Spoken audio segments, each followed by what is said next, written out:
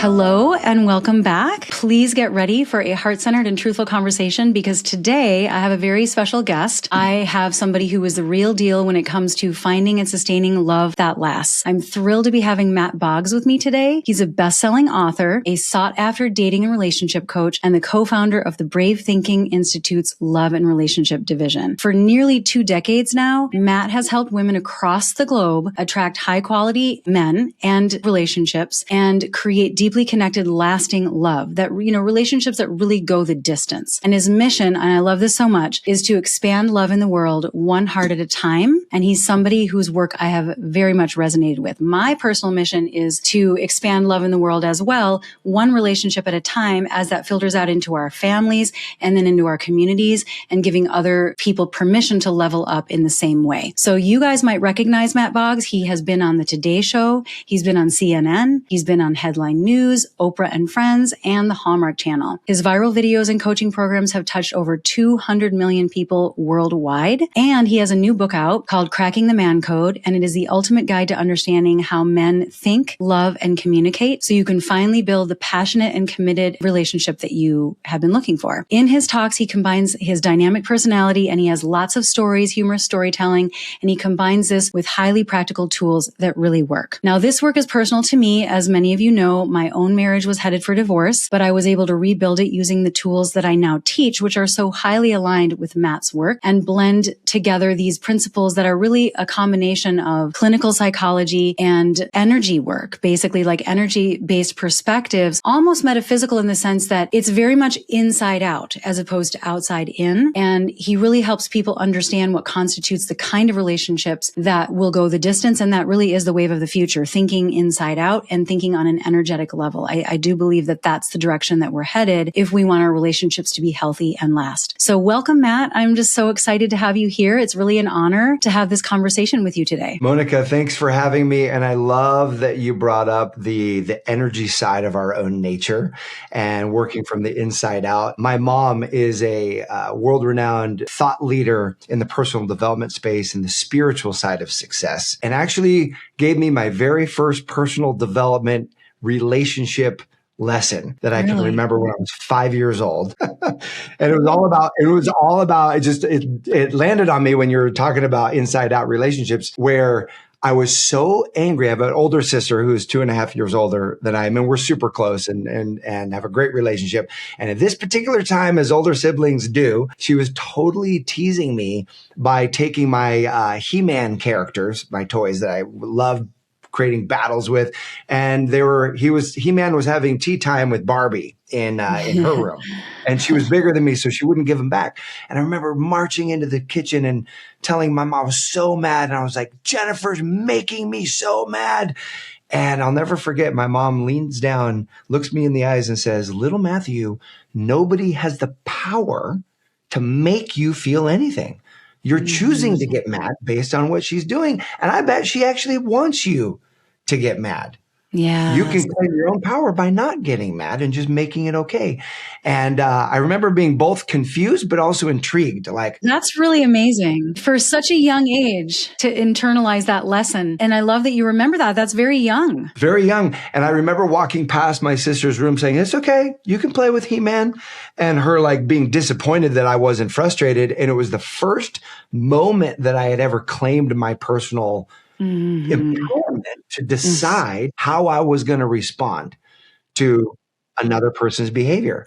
And it's a good example of start living from the inside out. Exactly. So this actually reminds me of this story that you told, and I know you've told it in more than one place, this experience that you had. You were traveling around the world, really, and talking to successful relationships. And you were at this workshop, or it was a retreat, I think. Can you tell the story about the question that the moderator asked? It was like 50 men and 50 women. Yes. And they asked the women, you had to stand in front of the women, and then they would like choose. Can you tell the story? I'm not going to do it justice.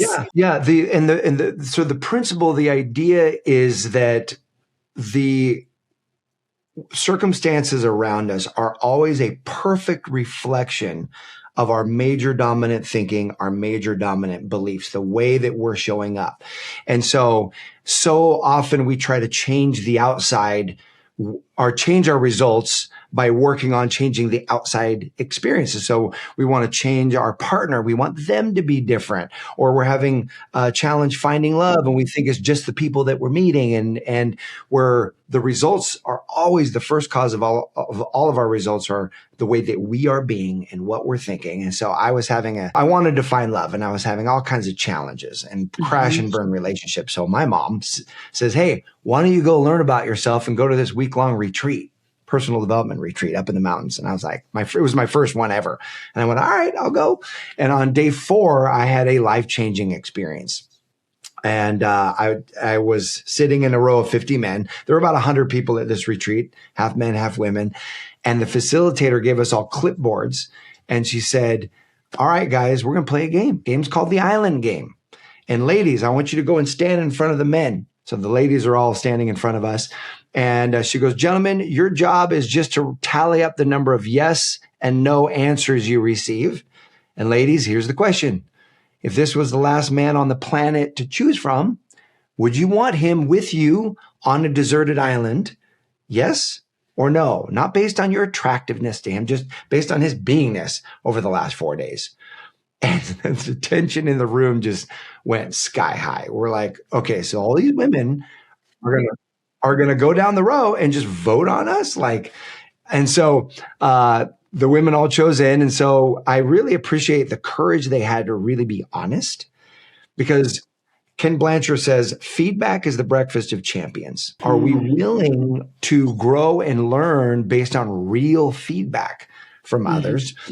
And it doesn't mean, and here's an interesting point, we don't have to claim anyone else's opinion of us as the truth, but it is information.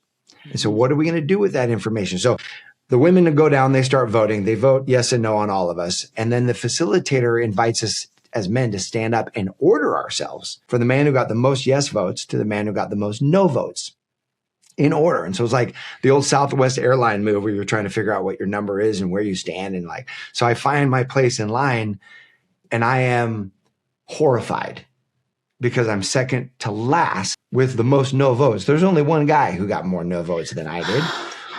And that guy was like, he was abrasive and rude and mean to everybody. And I was like, dude, I'm standing next to this guy. And it was a complete mismatch from my own perception of how I had been showing up. And I'm looking at this long line of guys who got more yes votes than I did. And my judgmental mind at that moment, at that time, was like, that dude, how'd that guy get more yes votes than me? And trying to but at the same time, I recognized that this was a perfect reflection of my love life. Yeah. That I felt like I'd been getting voted last by all these women that I was interested in, or I couldn't find people that I really liked. And so the facilitator was so good. I mean, she'd been doing it for years. She goes, is there any guy here surprised by where he's standing? Very embarrassed. I raised my hand. And she goes, Matt, great. Is there any woman who would be willing to give Matt the gift of feedback? And so all these hands went up in the room and they all stood up and they basically said the same thing over and over again, just in different ways. And it was that at some point throughout that week, they didn't feel like they could connect to the real me. It felt like I was putting on this facade. That your heart was closed in some way. Well, you went right to the heart. Yes, the reason I was putting on a facade was because I wanted to be loved and accepted so bad. I thought at that time that if I just was good enough, looked good enough, was presented good enough, kind of had this looking good program running, that would gain me the love and acceptance. So ultimately, I was closing my heart from being open, transparent, vulnerable, real, fully authentic, which is where real connection happens. So the irony was, in the attempt to gain connection, I was losing the very connection I wanted based on my approach. And so, but I also knew through journaling and study and reading, like later became clear to me that, one of the reasons why that I'm so terrified of really being seen at that time was that there was a part of me that didn't feel enough, didn't feel lovable, a core belief. that I had to perform to earn love.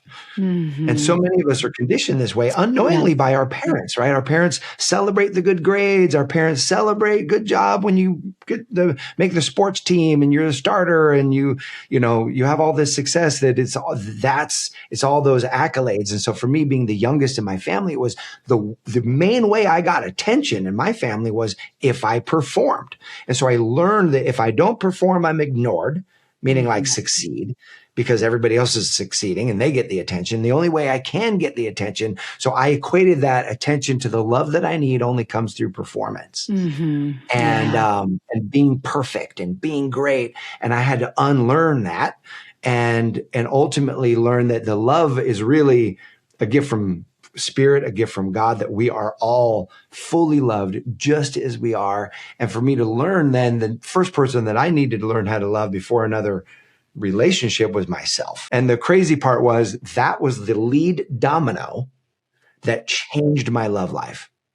Because with loving myself, I was able to open my heart. And when that experience came, it completely changed my dating life and then completely changed my relationship life. That's such an incredible story. And when I heard it, I was like, wow, what I love about this is this insight that first of all, your capacity to receive the feedback and be like, this exercise is an interesting mirror of my experience in my love life. And there's something for me to learn here, and to actually hear the feedback, not to be defensive, but to have it actually be the beginning of like, it was it catalyzed radical change in your life. But what I loved is that you said something like, the epiphany for you was, we think that we're outside of the cause of the result. We think that our experience is about variables that are happening to us that are outside of our control. But your epiphany was, I am at the core of the result and the experience that I'm having. I'm at the center of that. And that's kind of why I thought of that when you shared the experience with your mom at 5 years old, is realizing like, oh, I have the power to reframe this, to think differently about this, that I have more power than I think that I do. I don't just have to be falling into the knee-jerk reactions that other people, when they're pulling my strings, right? That it isn't outside in, it's inside out. And that was an aha moment for me in listening to that story. Well, and I think it's important to share also transparently for everyone watching or listening that that's where I ended up. That's where I ended up. But in the moment when all these women were giving me this feedback, my first very human knee-jerk reaction was, who the hell do they think they are? Oh. Are they like, I fully went through the like the first few shares of like, she's just judging me. She's just like, I was like blaming. So I went through the very human response of like, it's not me, it's them. And then when they all had the same story, it was really later that night that I was like, it can't just be them.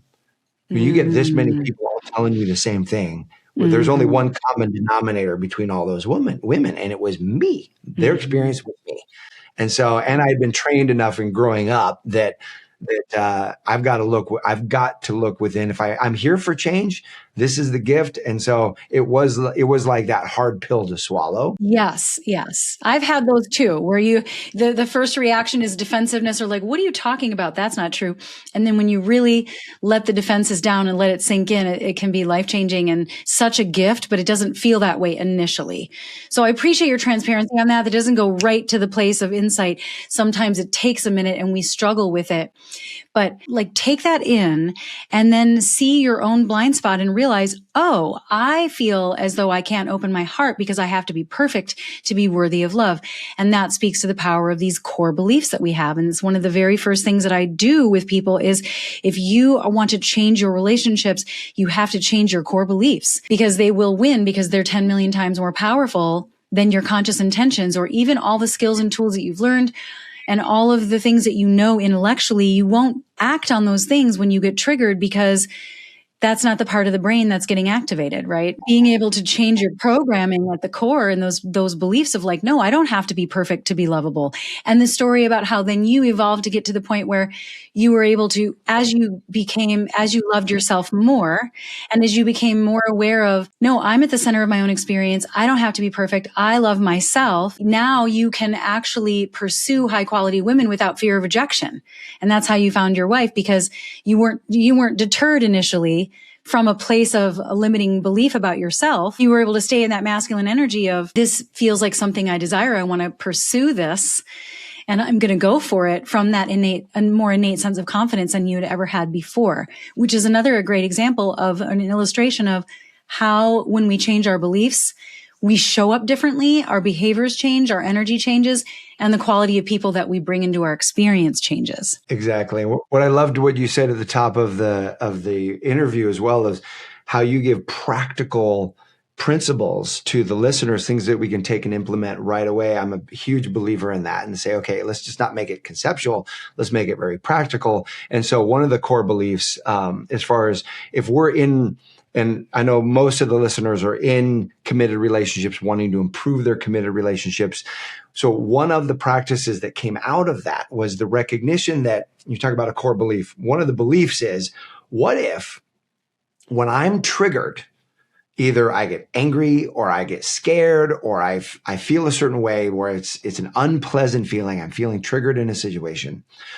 And the energy immediately is directed towards somebody else. Like I feel like they're doing something and I'm feeling triggered about it. Mm-hmm. That what if the belief is that it actually isn't about them at all? That the reason, now someone can be doing something that I don't like, and that's completely fine based on preferences. But if I'm feeling extremely emotionally triggered about it, mm-hmm. that what if it's actually not about them, but what if the source of the emotion was something that I have not yet loved or accepted about myself? Mm-hmm. Yes. And that becomes a phenomenal map, a map for greater self-love, a map for greater self-acceptance, because when we do that, we talk about, anxious attachment style and avoidant attachment style and that's gained huge traction really over the last decade, which is phenomenal because it puts a framework around, why am I behaving this way? It might be sourced in this lack of sense of security that I have, an insecure attachment style. And so I'll just give you an example of this. So that seminar set me on a journey of how do I love myself? What creates great relationships? How do I create something that lasts? And I ultimately turned that into a journey where we interviewed America's greatest marriages. My best friend and I invited him to come with me. And so we interviewed hundreds of couples around the United States that had been married for 40 years for their secrets for what makes love last.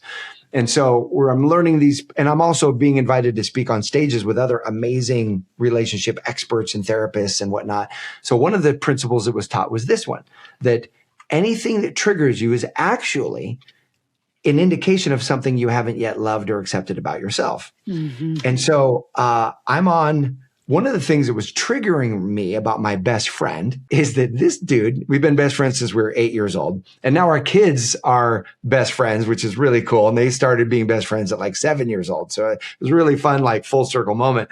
But when we were in our late 20s on this journey, I would get so irritated when he would have no hesitation asking for whatever he wanted. We're interviewing these couples and they would bring out like freshly baked pie or some, great drink or something. And he'd have the pie and then he'd ask for more. Hey, can I have seconds? And there was a part of me that was like, dude, they made this thing don't be asking for seconds. Like just be grateful for what you have.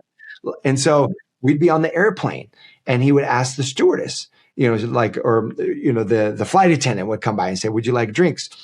Snacks, cookies, whatever. And he was like, so I'd get my little can of Coke or whatever it was. And he's like, yes, can I actually have 2 cans of Coke, some nuts and 2 cookies?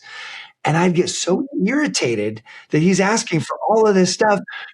And the irony was it had everything to do with just me. The flight attendants were fine. They loved it, bringing him the cookies and the extra things. Like they were totally into it. And I was the one who was having the issue.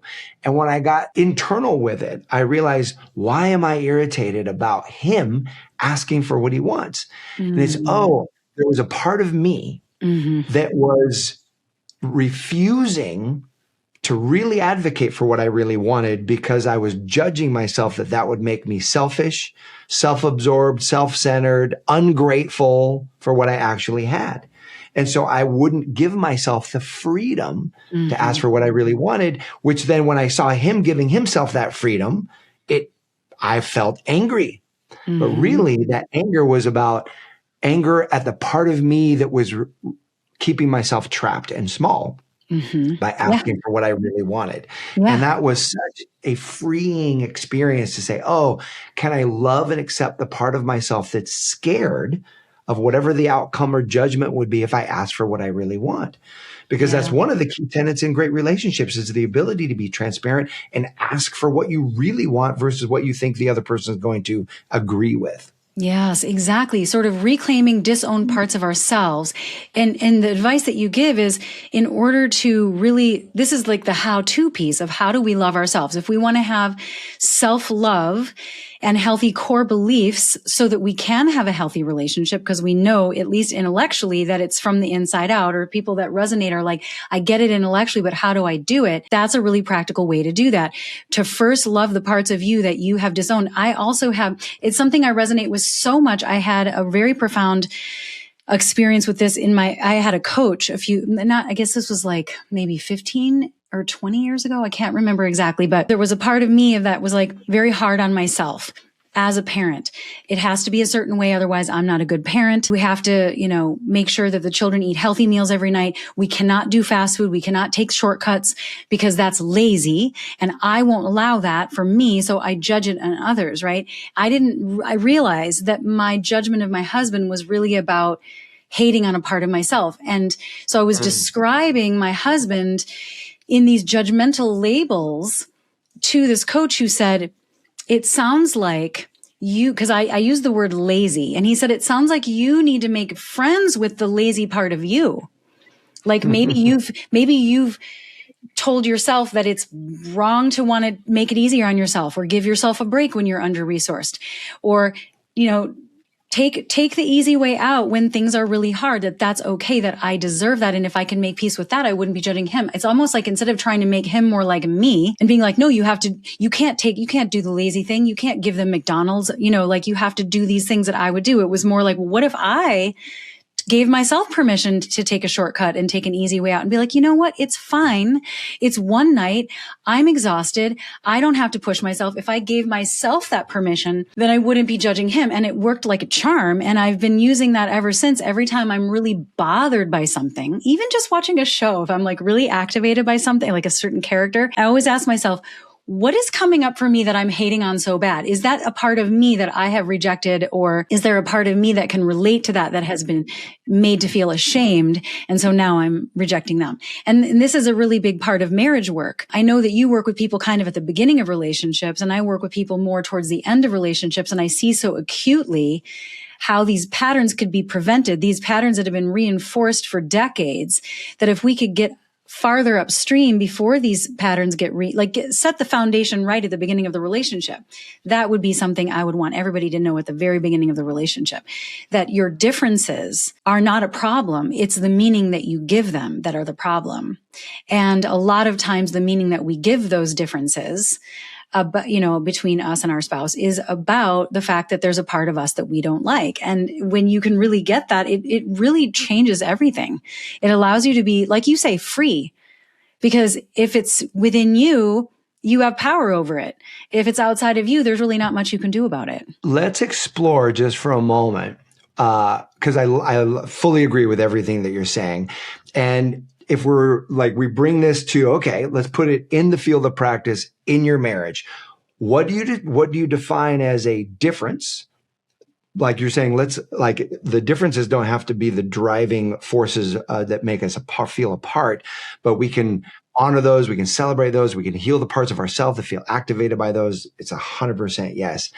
And where do those differences, it's who that person is versus just a behavior that they are executing or exhibiting that's actually toxic or non-supportive of the connection in the relationship. I'll give you an example of this. So how do you know where to draw the line and say, you can be any way you want to be, except around me, because that way of being around me, I'm not going to accept. Right. Because you've got to have boundaries, right?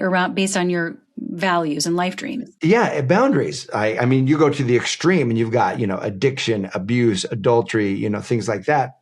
But then you've got, okay, how are we going to be together? And let's create a way of being together that fosters love, fosters support. And so, every couple gets to define their own agreements, their own vision, their own say, how do we want to be together that's really supportive? And what I loved is that there's no, ambiguity around this. Like the research is out, it's done around what are the rules of engagement, so to speak, that foster really beautiful connection. And there's lots of varieties based on personalities, but there are common attributes that all successful couples exhibit that I think would be great to go over with you. And you mentioned cracking the man code. The last chapter in this book is all about how to turn conflict into closeness. So I was like, this is so important that I wanted to share the ones that matter most to me and my relationships and the ones that I've seen with everybody who reads this book. But one of them was teasing. Teasing is fun. I grew up in a family, I don't know about you, Monika, but I grew up in a family where, oh man, it was a all out tease fest. That's how we showed love, was we teased each other. You made fun of each other. Like my brothers, I'm the youngest, so my brothers would pin me down and do the game where, they tried to almost spit in my face, but suck it back before it actually drops on my face. Like some of you out there, you 80s and 90s kids, you know what I'm talking about. Yeah. But so we grew up in that way of just, hey, we're just playing, we're having fun. So early on in my dating with my wife, Irene, we went to, one day we went to the Olive Garden, which was lovely. And so coming out of the Olive Garden, I was feeling playful with her, and I kind of was being playful, and I jumped to the side and I kicked her in the butt, thinking that she was going to play fight with me, and she shut that down. She was like, "Oh no, you don't." And she got real serious on me, and she was like, "Look, you can play any way you want with your friends. You can kick them in the butt all you want. With me, I do not accept. That feels like teasing, and I do not accept it. I want a relationship. You can go have a relationship with anyone you want. If you want to be with me, I have a no teasing rule." And I'm telling you, even to this day, I did my best, and because I was so ingrained in me, lots of mistakes and recalibration and recommitments to, okay, no teasing. And so I was like, well, how do you define teasing? What does that even mean? And we came up with a great definition. Teasing, playing, when you're playing together, both people are laughing. Yeah. Teasing is one's laughing, one's mad. Yeah. It's like you're not really looking at how your audience is reacting. It's not funny if they're not laughing, right? Exactly. And so I was like, oh, because there were times when I thought I'd be playing, but at the end of the day, if I had really reflected, I knew she wasn't going to find it funny until afterwards, maybe. Right. And I was like, okay, that's teasing. Yeah. And so, even to this day, I have to restrain myself. Like we'll be hiking and she'll need to go pee off in the bushes. And she's like, okay, watch and make sure that nobody's coming. If someone's coming, let me know. And it's like, I have to bite my tongue to not fake out and be like, oh, here they go. That's full on funny to me. Not so funny to her in the vulnerable position. But it's been a game changer for us to have ultimately what it creates. Here's what it creates. Like rules of engagement, like understanding of where the limits are and what's okay and what's not okay. A shared understanding of what that is. What does that create? A shared understanding. So what that creates is this line of respect. And the number one thing, and this was so shocking to me when I interviewed all these couples, the one thing they all talked about was the importance of holding the line of respect. Not hitting below the belt when you're fighting, like you're just like your mom and you're stupid just like your dad is, like when you're like the really sensitive parts of ourselves. And so holding that line of respect where you're not name calling is disrespect.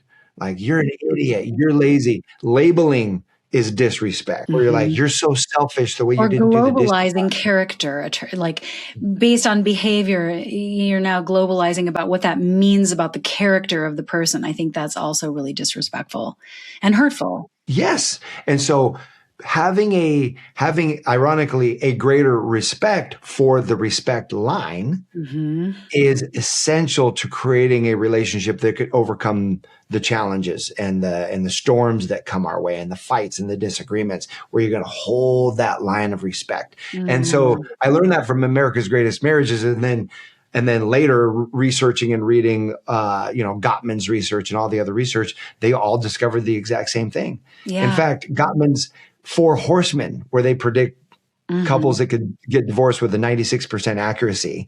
The 4 horsemen are the telltale signs that your relationship is headed for not a good place. And can you share what those are for people that are not familiar? Yes. It's contempt. So when you're finding like rolling your eyes and things like that, it's stonewalling, like just bouncing out of the conversation. It's defensiveness, where someone comes to you and you immediately get defensive and point fingers of why you're not the one and they're wrong. And then it's criticism, telling them that they're wrong because, or they didn't do it right because. All of those are actually forms of disrespect. Yep. And eventually it causes a lot of resentment. And if you don't have the skills to repair and change the behaviors around that, like you say, honor the line of respect, have some rules of engagement doesn't mean you're always going to be perfect in your execution, but it's different to say I had a setback, but the standard is still the same. Like I failed at executing the standard, but I'm still on board with the standard. That's very different than not having the standard. As we were talking about judging our spouse and asking ourselves, what's that bringing up in me? That doesn't mean you can't also have boundaries about what's okay and not okay. It's not to say that you should never, that everything that comes up that's crossing a line for you is just something you should look at inside yourself all the time. It's like, well, no, that's true. That's always the first thing to do, is to just do that inventory. But it's also okay to have lines and say, that doesn't work for me. Here's what's okay. Here's what's not okay. And then healthy relationships are really negotiation of what those lines are. We might have different thresholds. We might have different boundaries or lines of what's okay or not okay. And we don't even have to really convince each other necessarily of like one right way. We just have to accept what it is for each other and find a solution that works well for both of them, right? So I wanted to ask you, this is one of the reasons I was so excited to talk to you, because you work with new relationships, you work with people who are between relationships and trying to level up their standards and do the inner work so that their next relationships are healthier. And you've talked to successful marriages. What would you recommend to people listening that are like, maybe they're in a relationship for 10 years already and they're struggling with some things? What do people need to know that you've seen from the beginning of relationships all the way to the end? That's the essence of success. I mean, I have my own thoughts about it, but I would love to hear what are your main takeaways? Well, this is great. I think it would be fun to compare notes on this. One of the main takeaways is that, and I'll start at the beginning, is that great relationships start from within and the relationship we have with ourself. And the more we have really open wounds from past relationships, belief systems that don't support us, the more we feel insecure in our own self, we are going to attract people that are going to help reflect those wounds back to us. Mm-hmm. So often they're the activators of those wounds, not for the purpose of really even activation, but for the purpose that we can release and repattern those old ways of being, for the purpose of healing.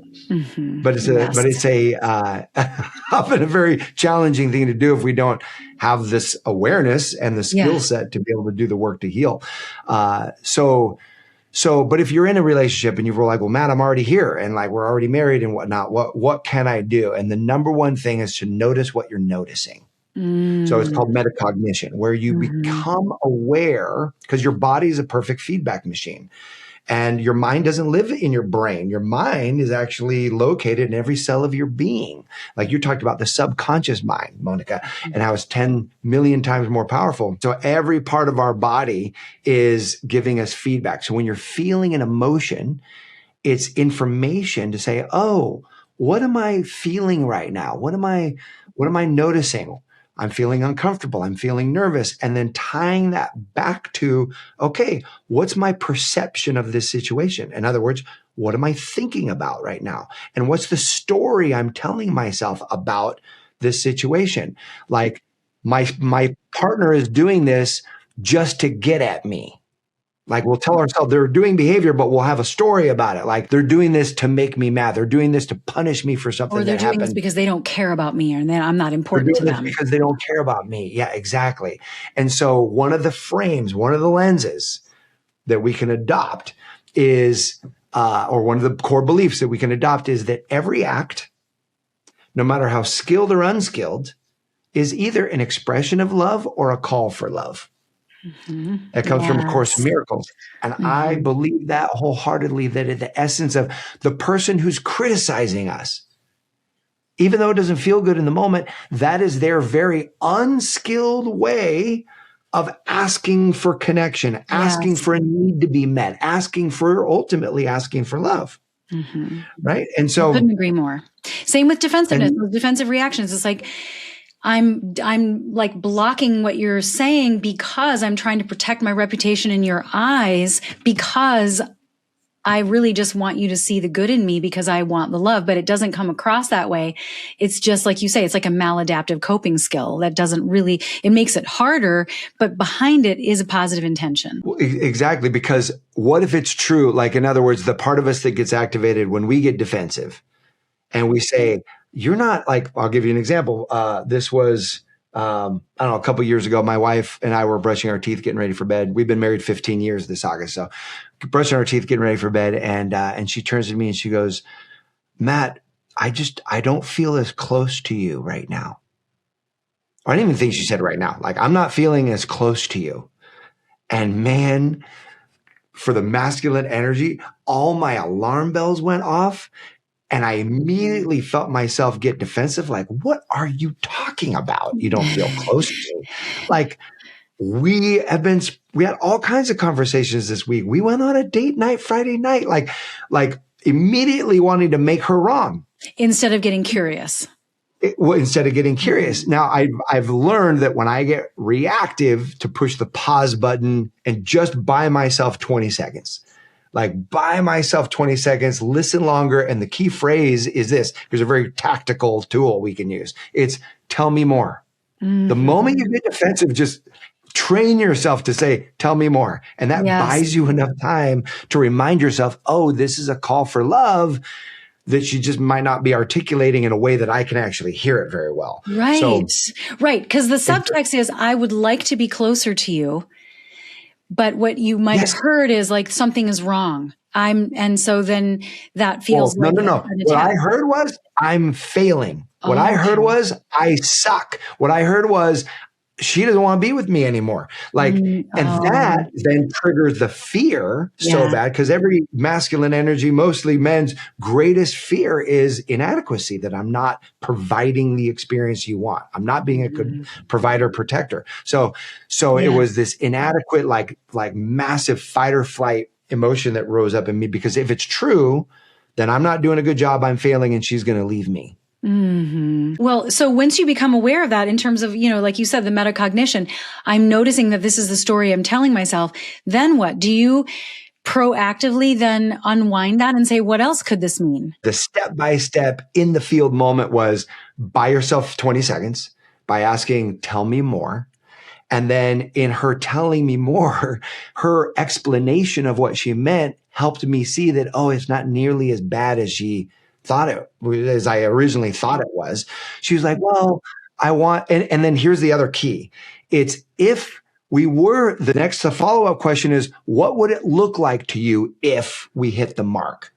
So it's like, you buy yourself time with those two questions. Tell me more. And what would it look like to you? I was like, so what would it look like to you if we were feeling close? And she was like, well, I mean, we're going on dates and this and that. And really, what I would really love is to do an afternoon. This is what she wanted. She was like, I would love to do not a nighttime date, but an afternoon date where we can go for a hike, or we can go paddleboarding, or we could do something like that. And like, I was in my mind, I was like, it's doable. Oh, is that it? Like, yeah. I'm like, and I would love that. Done. Let's do that.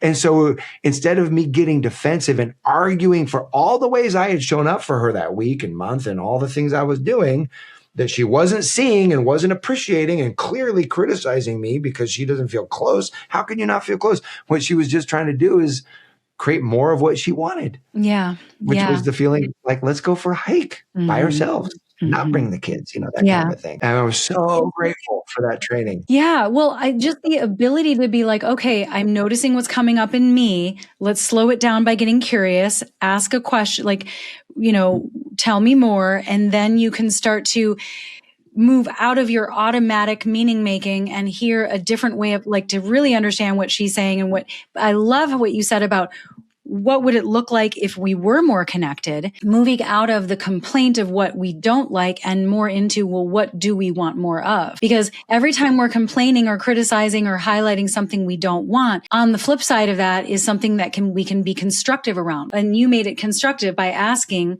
what would it look like if we were more connected? And I think that's such a simple shift that is so practical. And if people can remember that, they can avoid a lot of fighting, because the more we get defensive, the more we make them wrong, the way we argue like we're trying to change their mind about it. And then we're missing the deeper opportunity for connecting. So that's why I think you also talk about how conflict is an opportunity for greater connection.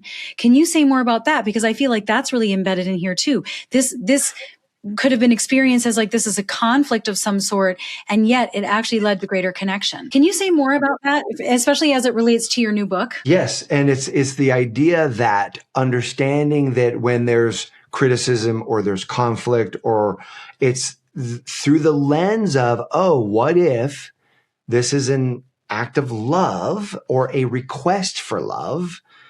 Because there's some unmet need that they have, and maybe it's just being presented not very skilled, or I'm not being very skilled in how I'm receiving it. One of the two, right? And so if we had X-ray goggles, like relationship X-ray goggles, where we can actually see past the presenting conversation to the deeper need that the person has. And so for ourselves, we can always ask, what's the deeper need that I'm having right now? For example, one of the things that I'm teaching my kids, and my son who's 7 does a great job of this, where he will get, he loves Roblox. We totally limit screen time, and it's precious. He has 1 hour a day at max. He loves Roblox, and it's all about, it's an endless cycle, Roblox is, but he's I remember. there was this moment where he got so mad, and he was because his time got cut short or got cut off right in the middle of what he was trying to do, and his computer or his iPad shut down. And he was so mad. And so later, he screamed and this and that. And then he came to me and said, Dad, the reason I was mad and yelling is because I was scared I was going to lose all my money in that round of that game. And it was so brilliant, because the Gottmans teach this. You probably teach this as well, as the anger iceberg, that most often anger is a secondary emotion. Yes. It's the presenting above the water iceberg, where below it's 90%. And usually it's one of 3 things. You're either scared, you're sad, or you're feeling hurt or betrayed about something. And so then when you get angry, so whenever you're feeling really angry, it's okay, well, what am I scared might happen? Or what am I feeling sad that there's the loss of? Or am I feeling betrayed, like there's a broken agreement and my values have been betrayed here? And so that you're able to communicate. So we talk about X-ray goggles, right, in relationships. So if we can see past the presenting anger and say, what are they afraid of right now? What's the vulnerable emotion or the fear or the unmet need behind that? I mean, I love that you're teaching him that at such a young age, because I work with people who are Gen X or older, a lot of them. And I'm working with couples where their upbringing was informed by a time where that's different than how it is now, where it's much more okay for boys and young men to have feelings, to talk about feelings, to be more heart-centered. But for a certain generation, it's that was absolutely not okay. And it was socialized out of a lot of men that you can't be vulnerable. You can't tap into anything other than anger, right? Because anger at least makes you feel powerful temporarily, because you can direct it. But to tap into the fear or the vulnerability or the grief or anything more soft behind it can feel very terrifying. I'm going to fall apart. Some guys really feel I'm going to fall apart if I show this part of me. And there's an unlearning of sort of damaging limiting beliefs that was set early on. And so I love that younger boys now are learning like, no, these are emotions and I can talk about my emotions. And that he was able to come to you at such a young age when the core beliefs are still being formed. You know what it was? This is what it was. And that level of self-awareness is going to help him so much with later relationships. Just because I'm trying to help unwind that. And for women too, women that have had to become, and I know you talk about this a lot, masculine, feminine, polarity, and certain ways that it's been such a game changer for me, but I don't talk about that much because I think it gets misunderstood. So maybe this would be something you can also shed light on for folks. Like you say, there's a deeper need behind it. I would be more critical and not even realizing, like in the example you gave with your wife, I would like share something with my husband along those lines of like pointing out something that I'm not happy with. I'm hearing it as like, this is a bid for connection, but he's not hearing it that way. But I'm articulating it in more of a critical, complaining way, because in my mind, that validates my experience. So what was being perceived, it was critical, but I didn't mean to be, but it was like, if I can make this make sense in a way that validates I'm not having these feelings for no reason. I'm having these feelings because of these things. So in this way, I'm globalizing as a way of substantiating my needs. I didn't need to be doing that. But that's what I had been taught, right? So I had to unlearn that. And he had to learn the same thing you've described, which is like, oh, if there's a complaint, or even if there's a subtext of a complaint or something I'm getting some kind of feedback, it doesn't necessarily mean that I failed. It just is actually a bid for connection because she wants to be closer to me. But I had to learn how to do that in a much more feminine, soft way, and to not do it in a way that I had to show my cards. I couldn't try to do it in a controlling way. And I didn't even realize I was doing that. That is brilliantly articulated. It's brilliantly articulated in where a massive level of disconnect happens in trying to communicate and getting our needs met. And that is the essence of cracking the man code. They say, look, if you're a woman in a relationship with a man, there are differences in how we are wired, in what matters to us, the things that really ignite our biochemistry, the way in which we want to be communicated with. And so how do we communicate in a way that creates connection versus disconnection? And so your example is perfect because it is such one of the cores. So remembering that men, we don't alter our behavior based on criticism. In fact, all that will do is push us away because it strikes at our deepest fear of being inadequate. One of our greatest desires is to have our thoughts respected. Why?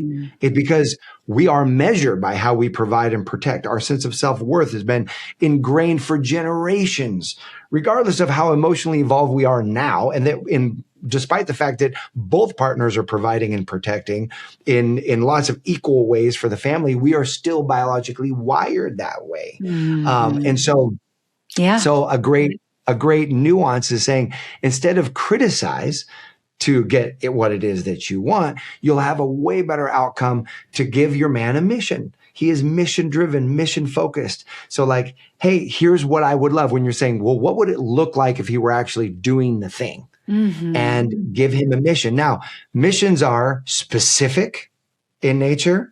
They're time oriented, get it done by this time.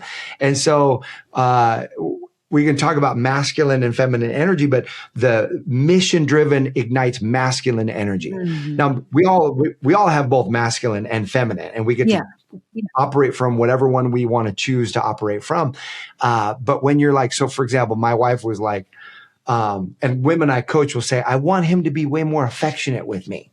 Now that is a very bad mission. Why? It's vague. It's general. What does it even look like to be more affectionate? Because he might already think he is being affectionate with you. How do you define that? He might think he is, but he's also terrified of getting it wrong. Yeah. Does that mean you want him to come up to you and just grab your butt? Like, is that affection? Is that the kind of affection you want? Or do you want, and so I'll ask my coaching clients to say, so what do you mean? You want him to be more affectionate? Like and she was like, well, I want him to, show me that he loves me physically. No, what does that look like? What is he doing? And she said, well, when I'm cooking, I want him to come up behind me and hug me from behind and kiss my neck. Now we're talking. That is a very specific mission. You give that to a man and he's like, I got you. I can do that. I know when to do it. and I know how to do it, and I can feel competent in doing it. Women are like, I want my man to take me dancing, and he won't do it. Why do you think he's not going to do it? Two reasons. Number one is he doesn't feel competent that he can do it the way that you're going to want him to do it. And then number two, when he's out there and you start telling him how to do it, he immediately feels inadequate, and you're criticizing him for not doing it. The number one tenet, if you want more out of your man, find a small way that he's doing what you want, praise him for that, and he will give you more of that. And so I've had so many women who have read this book come up to me and were like, Matt, I've been married for 20 years. I love this book. It's so funny. You describe something to do to your man and the way he's going to react. And then I'm like, okay, I'm going to go do it. And I'll go do that thing. And he reacts the exact same way. I'm like, I know, because we're predictable. So much, because we have goals. And this is one of the first things I do too with people is like, what do you want instead? Like you know what's not working, you know what you don't like, but let's flip it to what do you want instead? Because otherwise it's like getting into, I always use this analogy, it's like getting into a taxi cab and saying, whatever you do, don't take me to Times Square. Well, but there's still a lot of other places we could end up. So why don't we get more specific about where you actually want to be, not where you don't want to be, so we can get there faster, right? But people will say things like in their visions, we call it the vision assignment, more affection, respect. We can talk about things without it escalating. That's a goal, right? But that's a mission. Well, what does it look like when you get there? How do you know you've arrived? What does it look like, sound like, smell like, feel like? How do you know that you've achieved it? And that's what you're describing is like, more affection could mean, coming up behind me and putting your arms around me and kissing my neck. That's a very specific picture of what's occurring when this goal has been achieved. And that's the biggest thing that's missing so often in relationship work. When we are trying to level up and we're trying to improve the quality of our relationships, we're focused on what we don't want, or we're very sort of vaguely able to articulate in broad strokes goals, but without really identifying what the vision specifically of what does it look like when that's in place. And when you can get that granular, everything changes. It becomes like, oh, it's concrete. I understand it now. That's doable. It went from feeling like this amorphous, intimidating thing that I could fail at to something that's very clear. But the thing is, we can't be too prescriptive either, right? So this is where I think it would be interesting to talk about the polarity piece of like masculine energy. And you're right. We both have both. A lot of times when I've talked about masculine and feminine energy in relationship work, people will say things that indicate that there's this myth or misconception that what that means is that we're being trapped into some kind of like traditional gender roles. That's not what this is. This is, like you say, it's the energy that we both have, and it's about balancing, and there just has to be some polarity. Obviously, when I'm in my business and I'm working and I'm trying to get things done, I'm driving things forward, and that's a masculine energy. That's very different than being in feminine energy, which is more allowing, and that's something I've had to really work on. And that requires a certain amount of vulnerability to just allow. What would you say to people who kind of feel like that's too prescriptive of like, oh, this means you're supposed to, because it could be like people could hear that and say, if I'm getting granular and I'm getting very specific, then I'm telling my man what to do. And that's not feminine either. How do you find that balance? That's a very common objection and a very good call out for how to make this user friendly. So it's a really, really good, easy way to make it user friendly. And there's a whole chapter on activating your feminine energy. If you've been running a lot of masculine energy, there's a whole chapter in Cracking the Man Code on, okay, here are really easy, simple practices. I would say simple, straightforward. Easy depends on, it's like a muscle. The more you do it, the easier it becomes. But we may have very strong tendencies towards masculine energy. But the key is to understand this for those that maybe this is a new concept. This is like electricity. Every battery has a positive and negative pole. It's what allows the electricity to flow.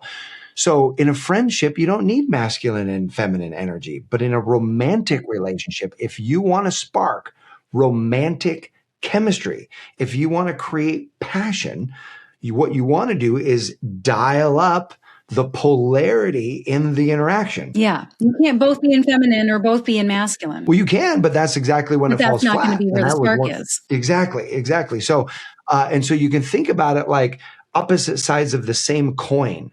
They're often very closely related. Like I'll get women that say, I don't want feminine energy because I don't want to be passive. I don't want to be submissive. I don't want to be the cooking in the kitchen 1950s woman. I'm like, no, like those are such outdated. That's not even feminine energy. That's like, so there's a difference between toxic masculinity and toxic femininity, which I write about in the book as well. But I'm so glad you talk about that, because I think people they're like toxic masculinity. Well, masculinity isn't toxic. It's like, no, of course not. But too much of it without it being balanced could be toxic. But the same is true for feminine energy too. It can be toxic if it's too much. Exactly. So for an example, being passive submissive is toxic feminine energy, where being aggressive and domineering is toxic masculine energy. And so it's like, well, how do we be loving and respecting and in our grounded masculine and feminine? So for example, masculine energy loves to provide, loves to protect, and loves to pursue. And then feminine energy loves connection, collaboration, loves beautification of the home, and loves to allow and receive. So if you want an easy way to dial up feminine energy is dial up your receptivity. Well, how do you dial up receptivity? And how do you receive when you're wanting to ask for what you want? Like if you want something he's not doing for you, don't you have to then take the lead and give him instructions and all of that? Isn't that masculine energy? And it's all about how you do it. And so here's the big differentiator is masculine energy suggests and say, hey, let's go for a hike. How's Saturday sound for you? Let's go at 2 o'clock. I've got this great place picked out for us. So masculine energy takes the lead, pursues, and plans. Feminine energy can do the exact same thing if you want to go for a hike on Saturday, but feminine energy invites. Feminine energy makes a request and then lets the masculine provide it. So in other words, it's this: hey, I'm really feeling like I would love to go on a hike this weekend. Would you plan one and take us on a hike? Something that's not too extraneous, something that's like moderate. Like you can give parameters to what you would love, but you're like, here's the mission. Will you deliver it for me? Hey, I would love sushi. Would you be willing to pick some up for us? Would you? So the key phrase is, would you be willing? Yes, that was a big game changer for me in my marriage. And we've been together 24 years now. It changed everything when I started just putting it out there and then asking, would you be willing to?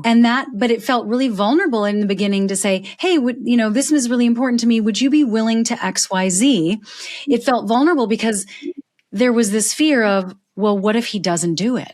Right? Well, first of all, so what? Like, it's not the end of the world. But second of all, what does that mean if it brought up some stuff for me that I had to look at. And then when I can get rid of that fear especially doing it in lower stakes things where it didn't really matter, you have to be willing to take the risk of being disappointed. It takes a lot of strength to be in your feminine energy because you're suggesting and you're asking and then kind of surrendering and seeing what happens. And you have to know that you're going to be okay no matter what. And so it's a different kind of strength, and it changed everything for me. But I do hear people say, I've worked with clients because I say the same thing too, right? But they'll say to me, what do you do if you put it out there and you ask and they say yes, but then they never do? So what happens when you're in your feminine energy, you're asking, you're inviting, you're not complaining, you're really staying in your lane in that regard, and they're letting you down repeatedly? Then what? Yes. And so there's a framework in the chapter on transforming conflict into closeness and more connection. And so really what you're saying is, what happens when there's a broken agreement? How do you repair after a broken agreement? They say they will, but they won't. And so step number one is, was the agreement clear? Like, hey, you said you're going to help me with the dishes, but you're watching the World Cup right now. And in his mind, he was like, yeah, I'm going to help you with the dishes after the game's done. Like, I'm fully in for that. But there might be unspoken expectations about timing. So it's like, oh, I didn't communicate by when it would matter to me that this got done, which is often one of the biggest ones. We're willing to agree, but we don't have common agreement on the by when. Yeah. So that's a good one to just self-check, say, oh, did I make a by when on this thing? That's usually one of the biggest culprits. And there are times when we just screw up and one of us in the partnership will not fulfill our end of the bargain, will not live into the agreement that we actually made. And so there's a framework called the uncomfortable conversation, or as my mentor calls it, is the sweaty 10-minute conversation. Mm-hmm. And the quality of our relationships can be determined by the quality of skill set that we have to repair the friction moments. Yes. And so this uncomfortable conversation framework is a brilliant one like literally I use this multiple times every single week because that's what relationships are. Relationships are messy and they get in their friction. I'll just give the Cliff Note version of this as something people can take away right here. But one of my mentors, Gay Hendricks, was the one who taught me this. Mm-hmm. Step number 1 is to set your intention, share your intention for the conversation. And it could be as simple as, hey, I know you love me and I love you. And I'm bringing this up because I want to keep our connection really, really strong, because I really value the level at which we connect. Then you state, here's what happened. Here's how I feel. Here's what I would love. And then let's make a new agreement. And you can hear their perspective. Wow, what happened for you? Let's make the new agreement. It's so assertive and strong and constructive and respectful. And it's leading to like what your vision is and not in a complaining sort of disempowered stance. But and here's the piece that so many of us have been trained. We'll come up and we'll say, hey, we hadn't, though most people will get the first 2 really, really well dialed in. Like, hey, you said you were going to do the dishes. You didn't do the dishes and I'm feeling pissed. And that's where they leave it. Or like, and then you're like, you want the other person to just like validate how angry you are and own how wrong they are. But if you don't, especially for masculine men, you have to give him the mission. What will make it right? So I'm feeling angry and frustrated that those dishes are still in the sink. What I would love is for us to really have a clear agreement by when, if we agree to something, by when it's going to happen. And for those dishes to be washed before we go to bed. I do not want to wake up and cook breakfast with a sink full of dirty dishes. I would love to hear your experience and for us to have an agreement on by when those are going to get cleaned. If you say you're going to clean them, are you up for that? And ask the question, are you up for that? 2 great nuances to this is when you're going to have a sweaty 10-minute conversation. If you both are operating under the agreement of, yes, let's have these kind of conversations to stay close, you can say, hey, I want to shovel while the pile is small here and have an uncomfortable conversation that feels a little bit vulnerable for me to have. Mm-hmm. You say that to your partner, it will immediately, they will open up and be like, okay, this is a vulnerable conversation, especially your masculine partner. His instinct is going to be to protect you. Mm-hmm. Okay. And to bring his A game to that conversation. And bring his A game. Because his instinct is, I don't want her to get hurt in this moment. So let me protect her. It's a brilliant move. Yeah, so that's a great framework. That framework is really the navigating of how do we repair a friction moment. That's so important. Thank you for that. I think that a lot of people are so worried about, well, what if I ask for something and then I don't get it? And then they forget that, well, that's a separate thing. Now we're dealing with a broken agreement and that's a repair conversation later on. You can't let one inform the other. They're different. And so the what if that doesn't work is sort of I don't know, it's almost like there's behind that question is sort of a disempowered way of thinking. And if you can separate that out and say, whatever happens, I can deal with it later. If you have the confidence to know that you can repair something later, it makes it so much easier for people that are starting this, that are new in this, like, well, for a lot of wives who are trying to move more into a feminine energy that struggle with that. That is the best piece of advice, I think, is to remember that if you know how to repair and you have confidence in the ability to handle those conversations later, you'll deal with that later. But don't let that stop you from the ask and coming forward in a way that is softer and not critical.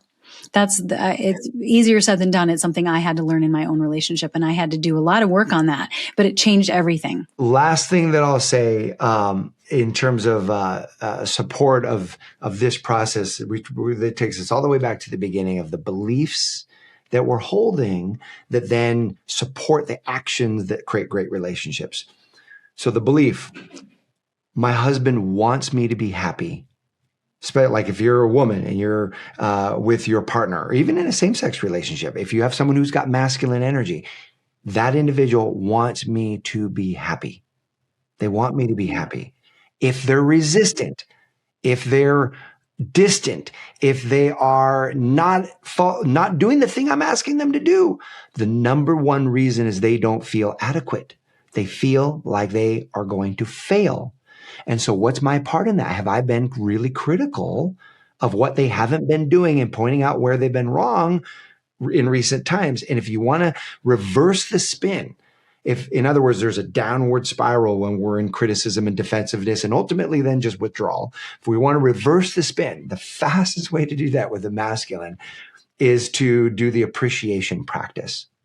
And that is, in the morning, you just think to yourself 3 things that you admire about your partner.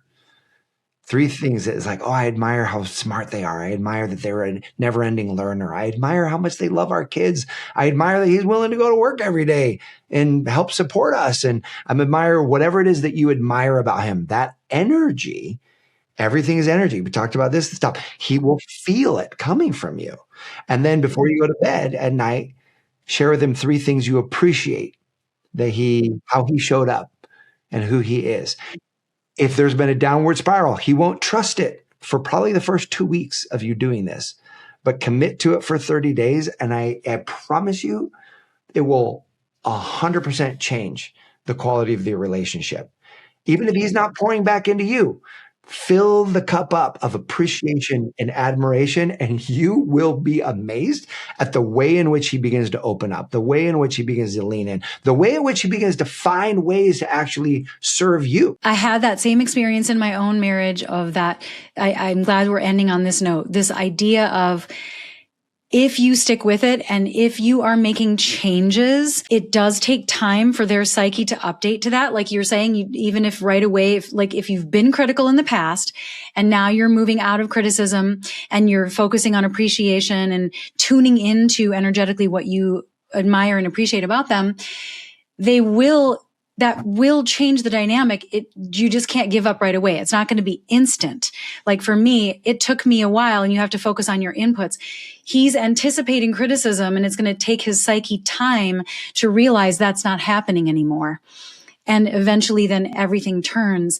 And now I have everything I ever wanted in my marriage. If you had told me in the beginning of my marriage that I would have all these things that I desire in my marriage without having to control everything, without having to demand or criticize, without all the things I thought I had to do, I wouldn't have believed it. I really wouldn't have believed it. So, I mean, I can experientially validate everything you're saying. It is so true. It is so much more powerful than people realize. And I'm so glad that we had this conversation. And I know that the people that are listening to this, that I'm going to be sharing this with, my subscribers and my listeners, are going to get so much out of this conversation. So I'm grateful that we got this time today. Thank you so much. This has been amazing. Thank you for having me. It's been great. Thank you so much. How can people get your book? For one, am very much looking forward to reading it. My husband and I both. Where I know I have the link, and I'm going to be sharing that. But is there anything you can say also about where people can find your new book called Cracking the Man Code? We've put together a beautiful resource set, bonuses that go along with the book at crackingthemancode.com. They can go there. There's links that take you to Amazon. You'll grab the book, and then you can come back and get a bunch of really beautiful resources and extra tools that will support you in your relationship. So crackingthemancode.com is the best place to go. And I hope everyone who grabs this book not only loves it, but finds very practical things that they can use immediately that are going to blow their minds around how it impacts the relationship in a beautiful way. Absolutely. Absolutely. I'm so excited. I'll definitely make sure everybody gets this link. And again, thank you so much. This is great. There's so much more I could ask you, but this has been the most essential nuggets that I wanted to dive into today. I feel like we covered. And again, thank you so much. Thanks, Monika.